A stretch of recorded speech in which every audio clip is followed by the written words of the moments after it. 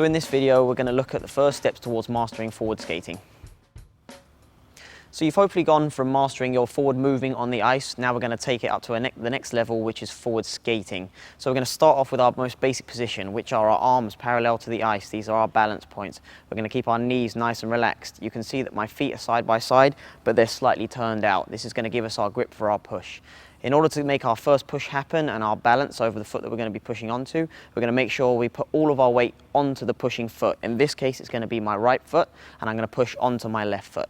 Things you want to really concentrate on when you're doing your first push are making sure, as I mentioned, you're going to have all of your weight starting off on your right foot, but as you push into it, you're going to have to transfer your weight onto the foot that you're going to be standing on.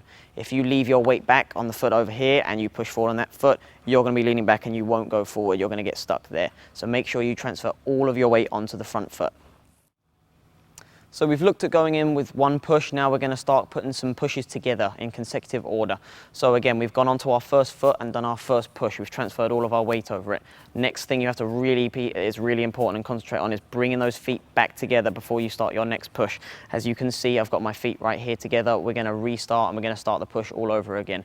So we're going to go from one foot, bringing the feet back together, rebending, pushing onto our next foot. Always transferring the weight when you go to your next foot, whether it be the right foot, transferring your weight over the right side, or pushing onto the left foot, transferring your weight over to the left side.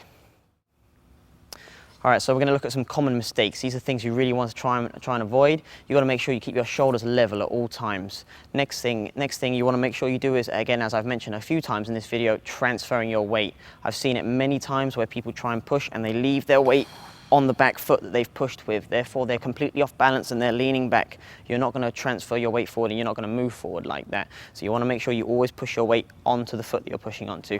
Some other things are, if you see my position here, you can see that I'm on two inside edges with my knees rocked in.